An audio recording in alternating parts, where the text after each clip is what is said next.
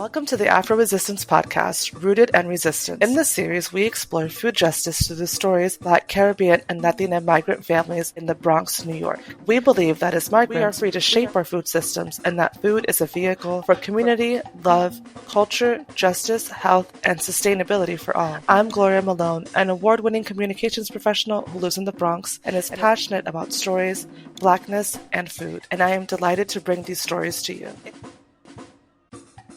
I'm Nicole Jean-Baptiste, and I'm repping the 2 line till I die, baby. And that's been so since I was a little girl, born and raised in the Bronx. I am a birth worker. I am a full spectrum doula based in the Bronx, and that's very intentionally so because like I said, I've been here my entire life, and I've had children here, and I became a parent here and knew that this was something that we needed. And so that is namely why and how BX Rebirth in Progress Collective came about, as well as Sese, Birthing Freedom. And we'll continue to center the borough, and so happy to be here and speak about food in the Bronx. I am Evelyn Alvarez, a Brooklyn girl in an uptown world, happily repping the 6 line, Mott Haven, as part of the community board Mott Haven runs, also working as a full spectrum doula and trainer, and co-founder of the amazing, the illustrious, the badass BX Rebirth in Progress. I feel like I needed to have a rhyme and some bars. You know how when not Questlove, Black Thought talks about the illest, right? The roots of the illest. So I feel like BX Rebirth doulas are the illest, and happy to be just keeping it real close to everything near the 138th Street area. Soul food in the Bronx, but there's a space for it. Thankfully, soul food is like my first true love when it comes to food. Collard greens, candied yams. When I did eat turkey, a turkey wing, some meatloaf, that sort of thing. And it's just really similar to many of the, namely West African restaurants that are popping up. It's nice to see a resurgence of soul food in the Bronx in particular too. I feel like growing up, this was just something that was made within my home, and there was not a restaurant that you could go to that was not in Harlem to get this. And now there's a spot on Gun Hill Road, which interestingly enough is owned by Jamaican people, but they sell soul food, and soul food is in the title of their restaurant. But I'm just this is where it's at. And a lot of what's in it is so similar to what we know and love from other places as well. Also, there's a Bed-Stuy fish fry in Co-op City now. It opened a few weeks ago. I was like, yes, the line was out the door. Let me tell you, fried fish is every time I go anywhere, and I'm like, point me to the direction of fried fish, because that's where Black people are gonna be. Yeah. That's where Black people are going to be. So many elements of U.S. soul cooking are incorporated into other groups that you don't really think about it as being the foundation for so many different things, a gravy, right? Like a brown gravy. Like when I told you about the fact that my son's dad was always oh, everything you make is red. I was like, I don't know what else to do. I want to make gravy. And so a couple years ago, I learned how to make gravy. My African-American friend taught me, and she was cold water, flour. Let me say something. Yep. That's the truth right there. Yeah, I need to relearn it from my mom. Watching her do it, I'm just you got to stand over this? Yeah. Watch it and you do. Really give it a lot of love. And I think there's so much, hit me with some soul food. As a matter of fact, I'm about to defrost some turkey wings that I'm gonna make some smothered turkey wings. When I think of the Bronx and food, I think of the restaurants that were. There's a restaurant that we used to go to. This was the one time the once in a blue time when we did eat out, and it wasn't McDonald's. It was from an actual restaurant. This is where we would go. It was called Platas. And it was a Jamaican restaurant. It's spelled Platas. It was on Eastchester Road off of Gun Hill Road. And this was like my mom's go-to, which was so interesting because she has like no real connection to like Jamaica. But this was like her idea of, okay, I don't feel like cooking tonight, but this feels like home cooked food. What I remember most about it was that their curry was so hot. I think this is how I developed an aversion to spicy ass food. Just going to Platzas all the time and like having to pick around the curry on the rice.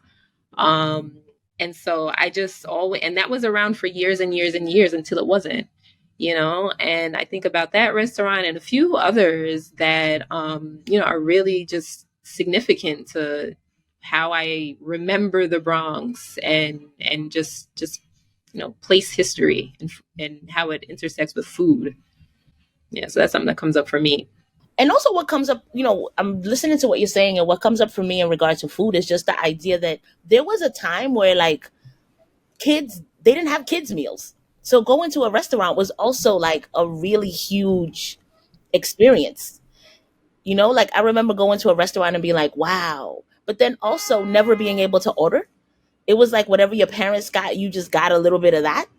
So I'm often stunned by the option of like a full, like I remember my son being little and going places and just asking for things. And I'd be like, wow, you're asking? Like you're making like you're making it known what you want. Like that's a big thing. But definitely going to, and also it was always family style. Was Plata's family style? That was the thing, potentially, but we never ate there. My mom would always order takeout. And that has a lot to do with, I think, potentially like shame around not cooking, and so not wanting to be seen eating. I don't know what the hell was going on in her mind, but I also know that whenever we ate out, before the concept of reusable bags, my mom would always like put the food, if it was McDonald's, if it was from some other restaurant, inside of a bag so that our neighbors who she thought were watching us would not see what we were coming in with. So answer your question, I don't know if it was family style in the restaurant, but it was definitely family style when we got home. And that was probably an economical thing too. Yeah. Like we were 6 people, but she was ordering like 2 large meals and we all ate that. Yeah. How does that, like, I know that in your family, Nicole, like you are, vegetarian while the rest of your family is not. Like, how does that work out? And where do you shop? Like, what do you buy? We shop at a variety of places to try and like meet everybody's needs. Some of this is like the green grocer, not so green anymore, but like the shops on White Plains Road, for example, that have like Caribbean items and spices and fruits and veggies, but are usually owned by Asian folks.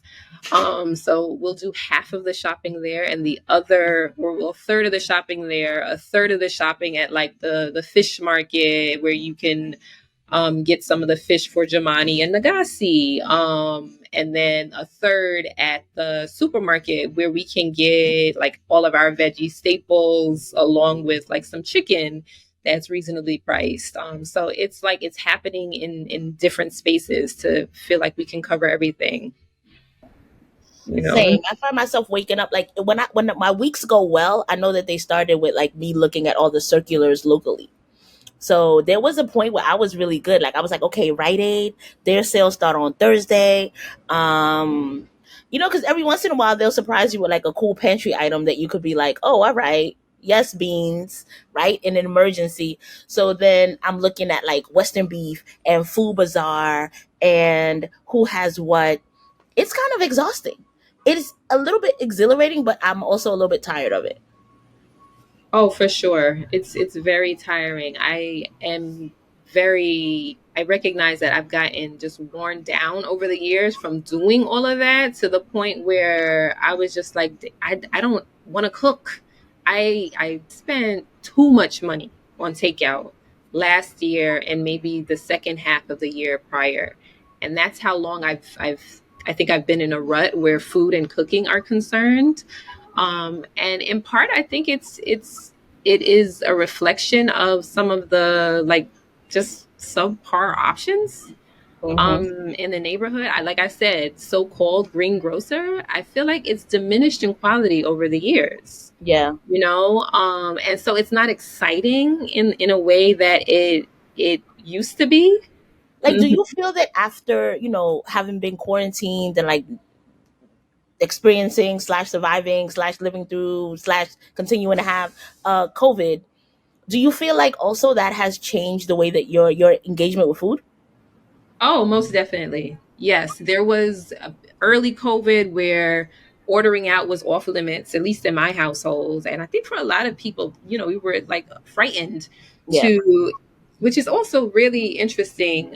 It was interesting to me at the time, and then looking back at it in retrospect, because like these folks who were keeping this initiative alive, they were the ones considered as essential workers, yet people were trying to be scant about ordering out, right? So either way, I was in camp, no, we have to cook every last meal and snack of the day, and that shit was tiring as hell. And I definitely think that has contributed to my just disdain. And so when people began to get more comfortable, I went in. You know what I mean? Just like Like, I'm helping the essential workers, I'm helping myself. The kids are tired of my food. Like we're doing it all. yeah, So I would agree. I think that definitely, like, having had COVID, my literal taste buds are different now, right? So I spent like a good year, feeling really insecure about cooking because I was just like, I need you to stay in the kitchen with me and make sure, because between having COVID, losing like some element of like, it almost feels like my taste buds got like burnt out to some degree. But then also having, my mom has Alzheimer's. And so like, I'm always monitoring myself for feelings of like, did I do that again? Like it's an overarching thing for me. So I remember like one day I think I told you that I made oxtails. And them oxtails were salty AF. And first of all, oxtails are not cheap. So I was like, I fucked up this bad. I fucked up oxtails and the gravy. I was so devastated because oxtail gravy is life. So I was just like, no. So since then, I've actually had people be in the kitchen with me when I cook. Like I'm always inviting someone else to taste something because I'm like, give me what tell me what it is. So it's been actually like a learning piece for me, but I too was like bored as hell with everything I knew how to make. I really enjoy cooking, and I have deep resentments of having to go out of the borough to find food that I need. Like I carry annoyance with that, and I'm not even that far from like the Whole Foods on like say 125th Street, but I'm like, gotta go all the way over here to Whole Paycheck, you know, to get something like, oh, come on, come through bok choy, or something that I really want to like try to play with or experiment. But I'm really proud of the fact that I've started to also keep pantry items that it's at its best. It has also invited me to start keeping pantry items and to start to really lean into like cuisines that I really like. Like I'm into trying to perfect my like sour Asian-y type of food. You can't tell me nothing. Yesterday I made a chicken and green bean kind of stir fry sitch, and I added hoisin sauce and oyster sauce and rice vinegar and like dark soy sauce and brown sugar. And I was like, who am I, baby? Like, who am I? And I ordered 5 spices from Amazon. Listen, the Asian inspired stuff is keeping me abreast right now, because when I was with my son's dad, he used to always joke and be like, everything you make is red. And I realized that because of my Latina upbringing and so many foods being like tomato based, that I made red food all the time. Yep, this is something that would get me down. In the past 2 years, I'm just like, you know what? Let me take a break because everything's the same. Everything's tomato based, and my embrace of the crock pot is also related to this. I'm just like vegetarian. If you search vegetarian crock pot recipes, 9 out of every 10 options is going to be like, you need a 28-ounce can of crushed tomatoes. And I like this, but after a while, it's boring. It tastes the same a lot of the times. And then I feel like I'm letting the other people down who are going to eat this too, you It's, know? you know what? I feel like vegetarian is tomato or curry, right? But yeah. But like that's the default kind of things, right? What are your favorite, like what is your default like vegetarian meal, either that you make or that you order? Like what do you like, what is it, what makes you feel good? Oh, I love Mexican cuisine. Give me a good a black bean mashed, a black bean sautéed. It's with a chip, with a tortilla, with a bread, rice, with salad. I do black beans in the morning, baby. That's it. With some eggs, like yeah, I really appreciate, and then also because it's filling, it's nutritious, like I'm getting protein. They adapt well to different flavors also. So that's my go-to. And it's just so nice to like see it be pleasing to everybody else too. Yeah, So black beans is the default. I love black beans, and I make a wicked black bean burger. You got to come over one day so I could bake it for you, because I love, yeah, I make a really good black bean burger. I'm actually like, ooh, shout out to YouTube. I've watched, sometimes like I try to take like this from this video, that from that video, and just kind of like put it all together. What I found really does help is like cumin. Mm. Yes, that will change the whole flavor. Yeah, Yeah. cumin in the black bean. So black beans. What's your favorite seasoning?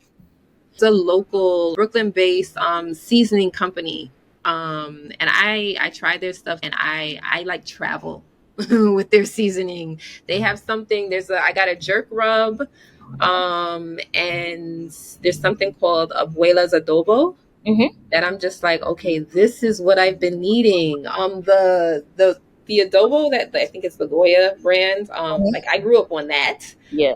but always found it to be too salty. Mm-hmm. But this company, they make a really good adobo. So whatever's in adobo. Oh, as a non-Latina person, like, it's growing up in the Bronx, I feel like are Bronx people like grandfathered or grandparented into like Latina culture? Huh. Do you feel like you know a lot? Because like, you're like, I've been using adobo my whole life. Like, That's a really good question. I appreciate you asking it because I also feel like where the Bronx is concerned, from within and outside, it's almost assumed that it's predominantly Spanish speaking Latino folks. And that is probably accurate today, right? Statistically, the data shows it. What it does, though, is it makes people who do not identify with this culture and this background, like just Black American folks like me or Black Caribbean folks, like some of my family and myself, it makes us feel like forgotten and erased. And I'm just like, yes, and we're here too, So I really appreciate that question for that reason. Do it grandfathered in? I don't think that's the case. That would be nice. I love Mexican food. As I said, I love Dominican food. I know many people who do. I would say that is like very easily like the satisfying go-to for people who are not from, Latin American countries or, have a Spanish speaking background. Like, yeah, just get the baked chicken and the yellow rice. You know, and get the plantain. I will say that, yeah, the flavoring is just it's distinct from like English speaking Caribbean countries. But it's just like this does it. It's good in that way. And yeah, I think it's so appropriate that the topic here is food because it's a way that we can connect yeah, in spite of so many just fucked up, like,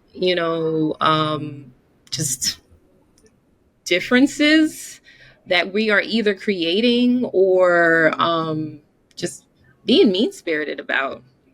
You Yeah, know?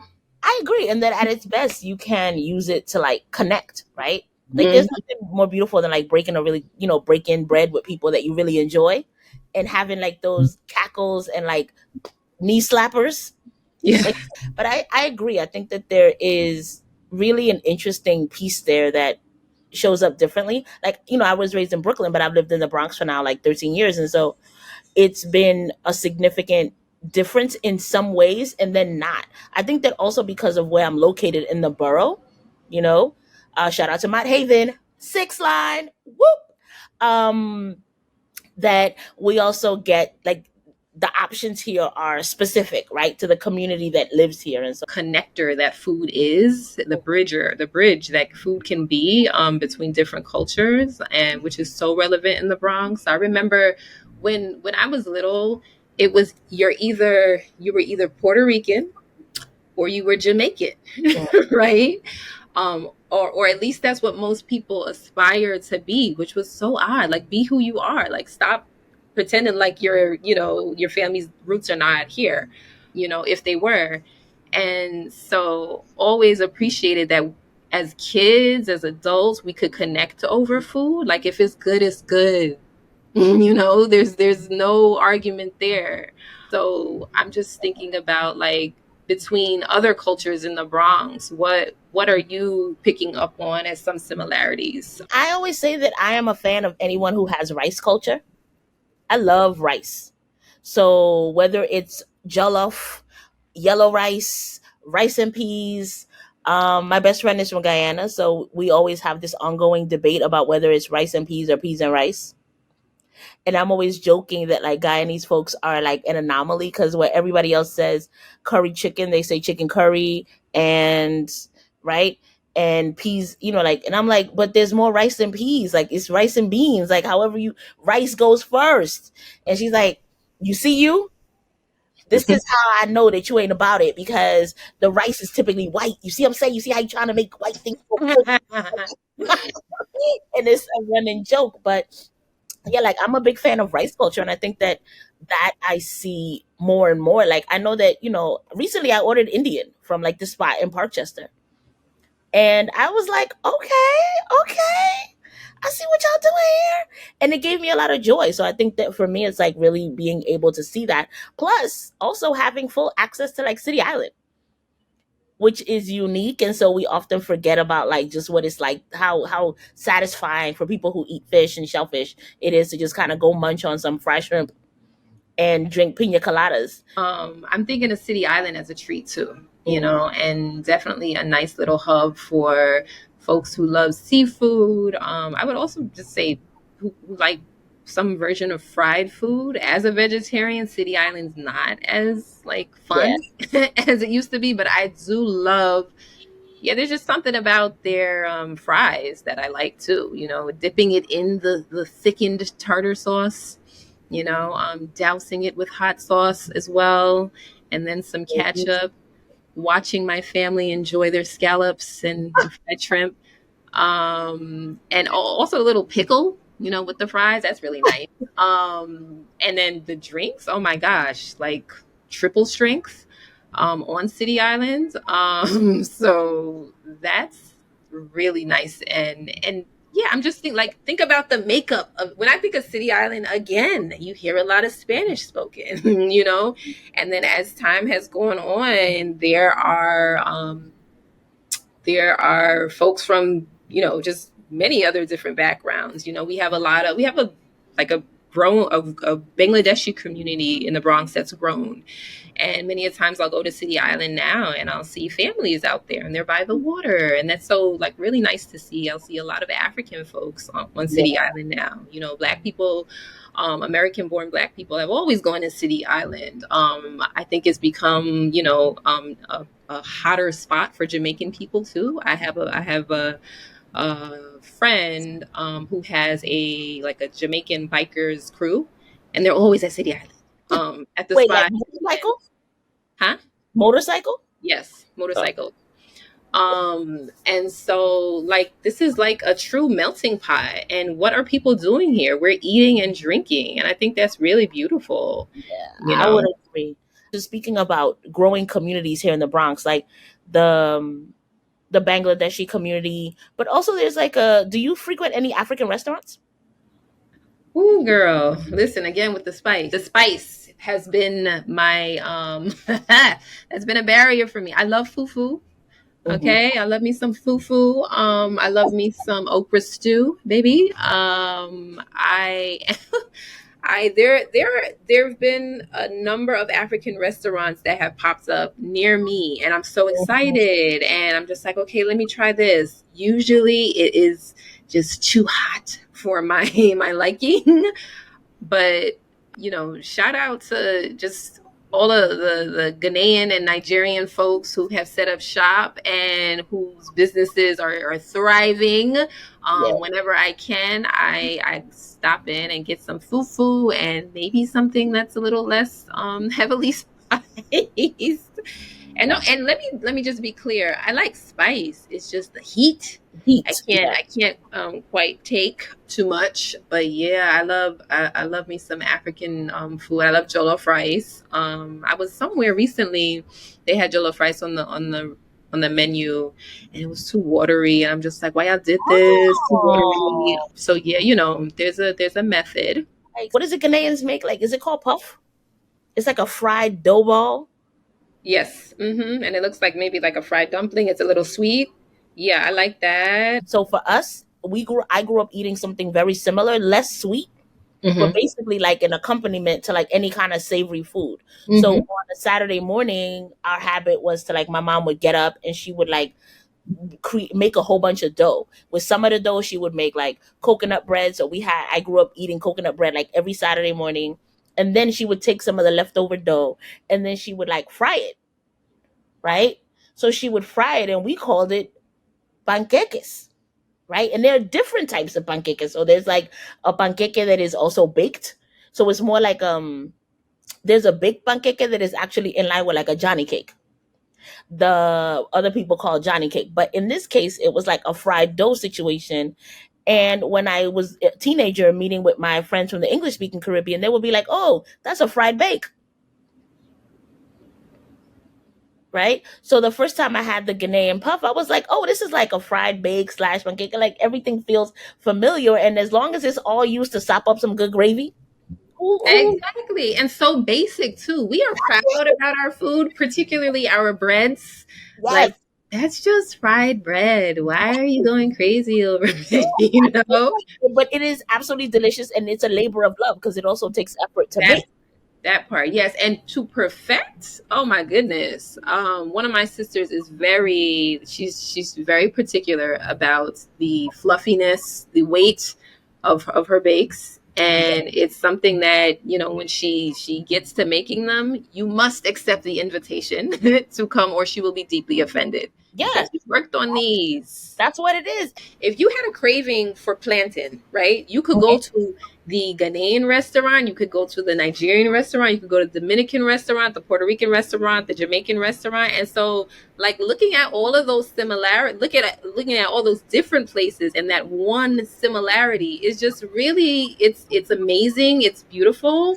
And I feel like there are many other pieces of food items that we can think of that have the same Yeah. kind of thing going on. My favorite thing about being in the Bronx, how it shaped me. I think the Bronx is like a really just perfect example of what possibility truly is. And yeah, I'm just thinking about the many experiences I've had here that have been so rich in like love and community, and often our food is central to them, right? So like cookouts and backyard barbecues and first birthday parties. I was just at a Sweet 16 the other weekend, also in the Bronx. I swear the jollof rice was not that good, actually. But they had some amazing rasta pasta. All right. Um, right? Yeah, exactly. And so just this idea that, you can be from a place that is so deeply like misunderstood, I would say ill described, or just not fully like offered up a description that does what we have here and what we're capable of here justice. Yet, a lot of that is for the people who call this home. We discard that, we reject it, and still we come out being our just flashiest, most beautiful selves. And one of the ways that we demonstrate this is through our cooking, and sharing it with people. And also, I feel, and I know this is happening in other places, but I'm just so happy to be experiencing it here in the Bronx. We're not shy to like hodgepodge things together, and a lot of these things are influenced and learned from different cultures. I used to teach an ESL class on 168th and Girard, and when I tell you I lived for our potlucks, what would they have? They would bring mole. What's the little fried tacos things that I really loved? I forgot Like them. they're like rolled. Yes. Uh-huh. Yeah. Flexible sometimes. Loved those. And then we had a lot of African students. So, we were heavy with the jollof rice and these pastries that we talked about also earlier, and just like a beautiful marriage of different spices and gravies. And, for the people who ate meat, it was just like a true feast for them also, especially. And so I just see within that, I think that's an even better example of like what possibility can look like in live form. Like these are people who are coming from different places and working hard to learn the dominant language here, and rather than feel overwhelmed or bogged down by this overwhelming feat that a lot of people can experience it to be. We're celebrating, and the way we celebrate is through food. So the Bronx for me is very much a symbol of possibility and just true community and love. Thank you. Wow, this is so cool. Yeah.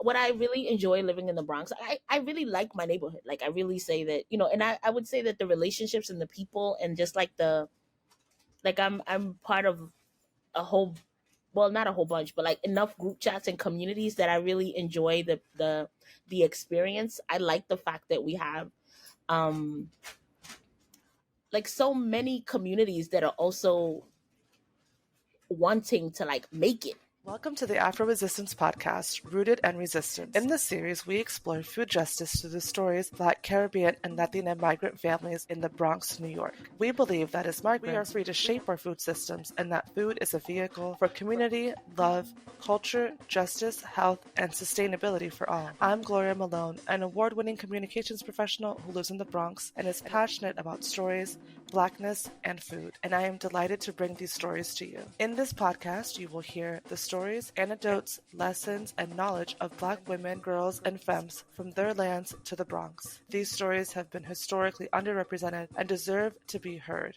so we have created a platform where their voices can be shared.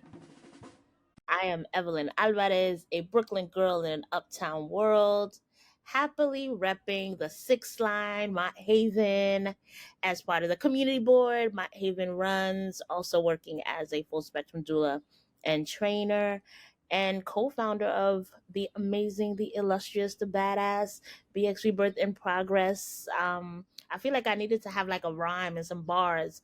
You know how when not Questlove, but Black Thought talks about like the illest, right? The roots of the illest. So I feel like VX Rebirth doulas are the illest, and happy to be just keeping it real close to everything at near the 138th Street area. I'm Nicole Jean Baptiste, and I'm repping the two line till I die, baby.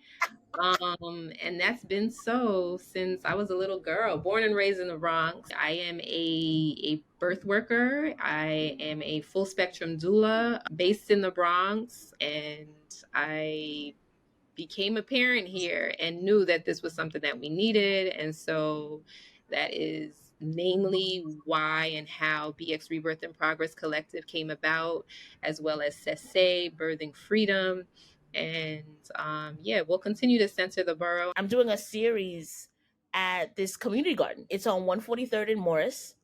And when I tell you these people are like growing things, they are growing things, okay? It's not even just like, oh, it just looks pretty. Like, I'm talking about the cauliflower, the kale. I was like, I gotta come here because my thumb is black. So y'all gonna help me kind of make something grow. But what I was thinking was that we as BX Rebirth, like we should do like a little, we should plant something. Yeah, we really And should. so what would you want to plant, herb wise or food that you think we could also like? What would be your go to? Ooh, I'm thinking about our clients. So if we could harvest some red raspberry, and get them leaves, I'm thinking about, yeah, mainly like herbal, sort of things. So like vetiver root, which is good for, folks who are in intimate partnered relationships and are just like, how do I do this every night with this person after after having dealt with kids the entire day. And it's really good for supporting with like libido, and these are conversations that we should be having on an ongoing basis with our people. What else? Lemongrass also for your menstrual cycle. We talked about lemongrass, fever grass this time. I'm thinking about chamomile. As I'm looking up at my herbs right now, mullein too. These are things that I think, yeah, we should just have handy. You mentioned the lavender, so many good uses for that as well. And they're not impossible to grow, right? And I think that's also really the benefit. But I want to go back because I'm me, go into like what you mentioned about like just food for libido, Mm-hmm. right? Because that actually is a really important thing of like thinking about the fact that I remember when I was younger, there were a lot of things that people used to talk about were for libido, and I don't know if it was just my parents like fast ass friends having that, having that conversation. But like, what?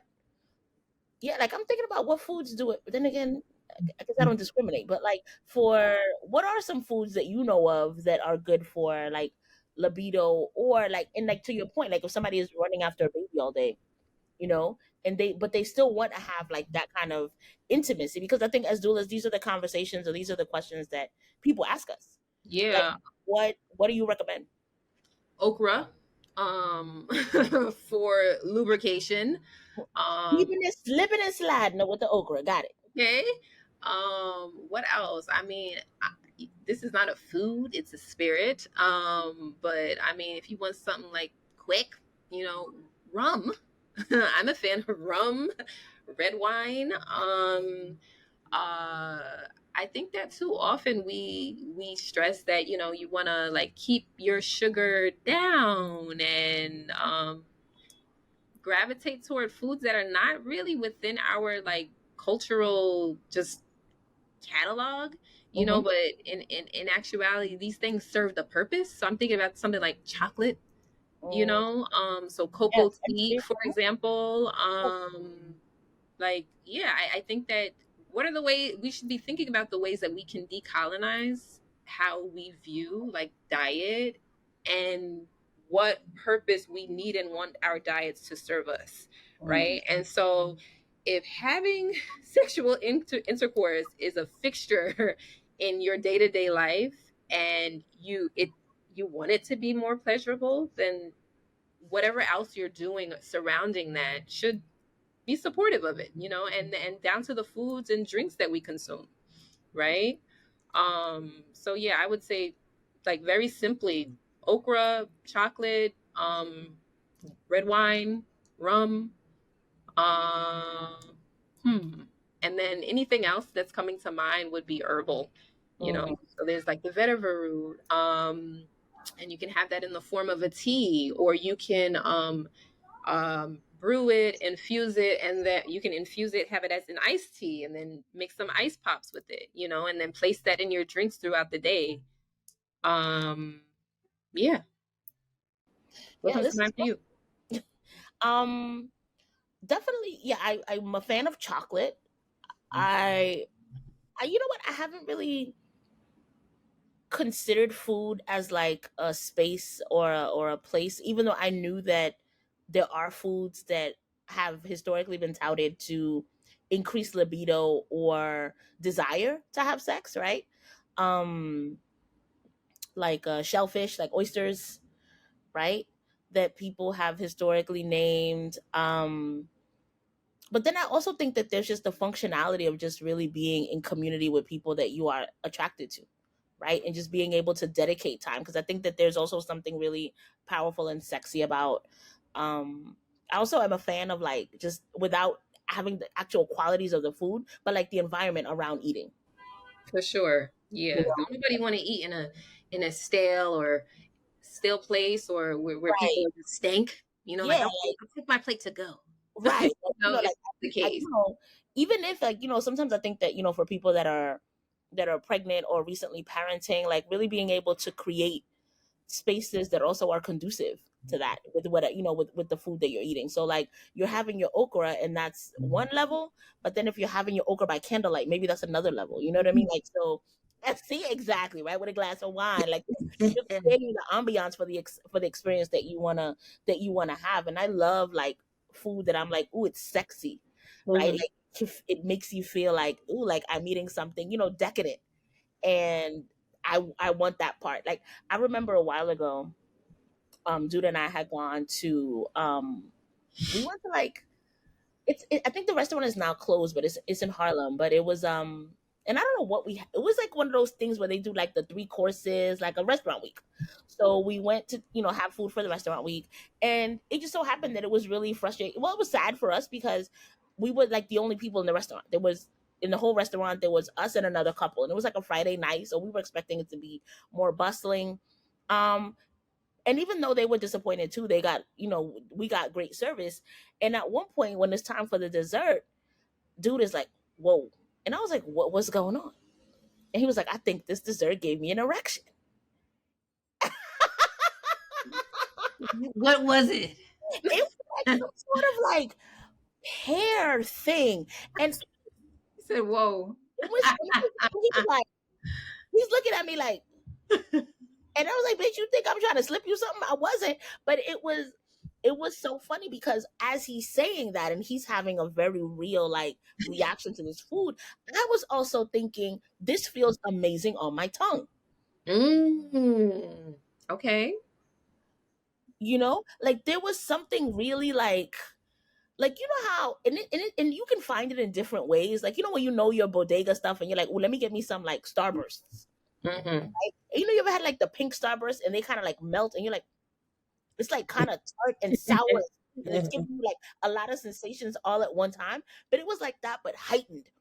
And I remember thinking like, and whereas I would have, my instinct was to like giggle and be like, you really wildin'?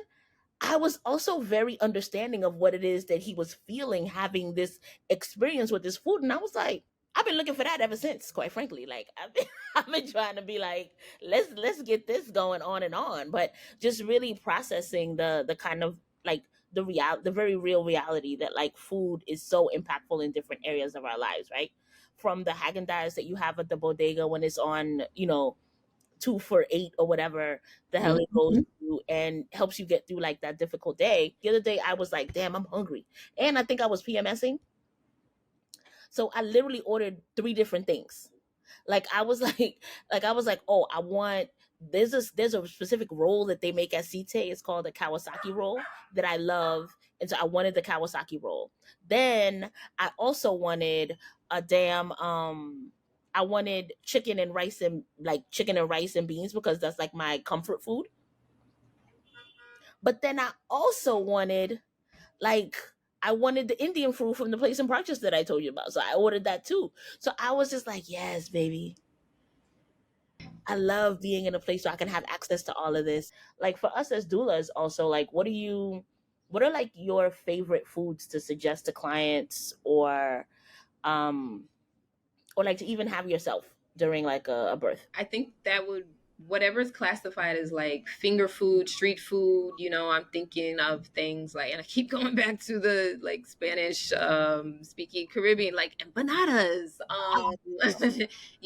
Like those are really good and easy to both make and just pick up, if you're on the go.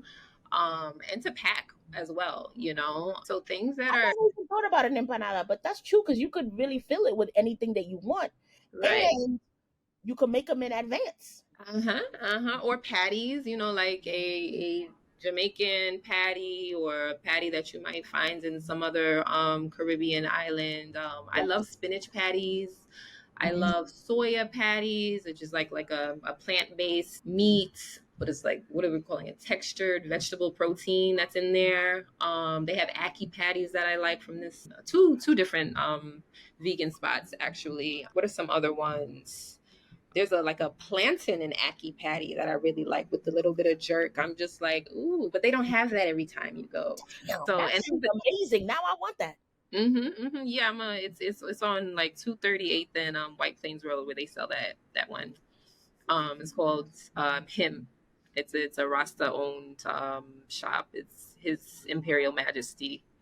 That's what it stands for. So yeah, like whatever's easy and like imagine eating something that you can also use your other hand for. That's what I'm always envisioning new parents doing, and or people in labor as well. Like, okay, just grab this and one bite, you've got some sustenance, Yeah. And So it's a whatever one-stop that shop is. because you got like a carb, a protein, like multiple things can actually fit in this one-handed meal. Uh-huh. Yep.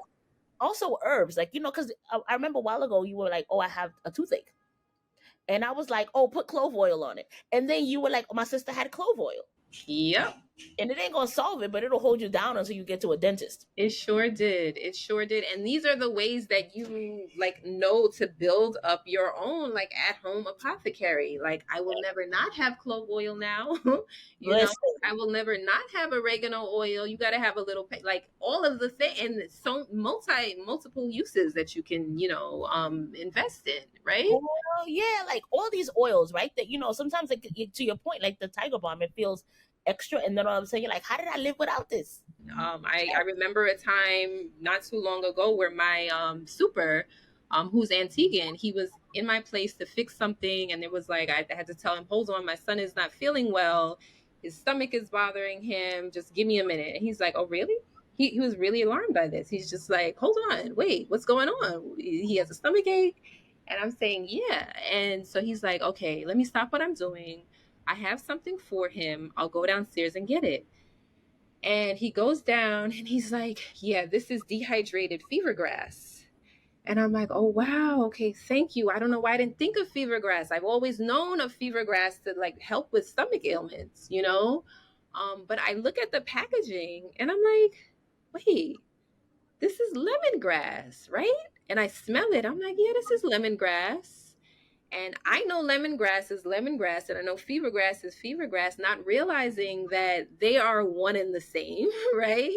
So in Jamaica, where people are saying fever grass, in places like St. Lucia, it's lemongrass, and in many other parts of the world. But to draw this similarity is like really interesting. Like, what do you call that in your country?